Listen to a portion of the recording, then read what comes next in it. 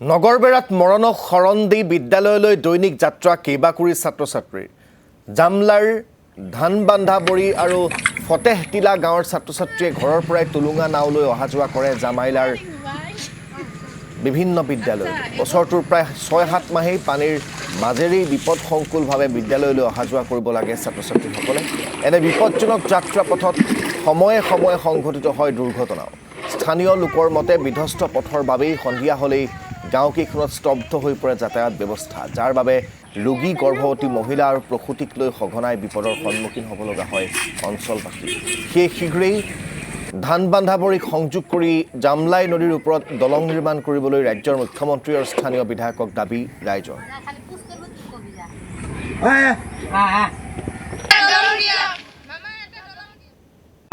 তোমাৰ ঘৰ ক'ত স্কুল কোনটো স্কুলত যোৱা জামলাই আদৰ্শ জাতীয় বিদ্যালয় এই যে পানী তোমালোকে কেনেকৈ স্কুল আহা নাও দিয়া হয় আচ্ছা ৬-৭ মাহ নাও দিয়া হয় বান্ধি থৈ স্কুলত যায় তাৰ পৰা আবাৰ ঘৰত যাওঁ তাৰমানে ঘৰৰ পৰা নাও লৈ আহা নাও ইয়াত বান্ধি থৈ স্কুলত যোৱা তাৰপিছত আকৌ যোৱাৰ সময়ত নাও লৈ যোৱা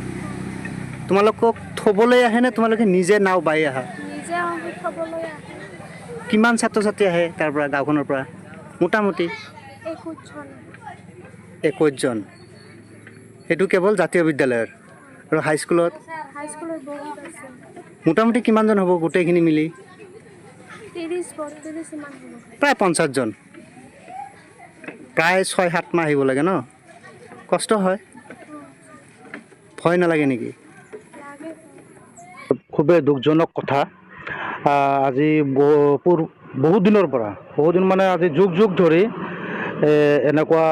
দুখজনক ঘটনা আমাৰ জামলাই অঞ্চলৰ অন্তৰ্গত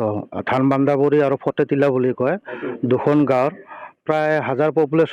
হাজাৰমান পপুলেশ্যন হ'ব আৰু আপোনাৰ ক্লাছ 6ৰ পৰা আপোনাৰ ক্লাছ 9-10 আপোনাৰ কলেজলৈকে আপোনাৰ 100-150 ল'ৰা ছোৱালী নিতৌ অহা যোৱা কৰে আৰু টুলুঙা নাৱেৰে অহা যোৱা কৰে এখন কৰি নাৱত 5জন-6জন কৰি অহা যোৱা কৰে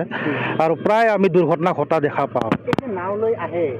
এইটো ভাড়া নাও নে নিজা নাও লৈ আহে কিছুমানে ভাড়া নাৱত আহে আৰু কিছুমানে নিজৰ হয়তো কোনোবা আছে সেনেকুৱাকৈ 4-5জন মিলাই লৈ আহে কিছুমানৰ পৰা খুজি লৈ আহে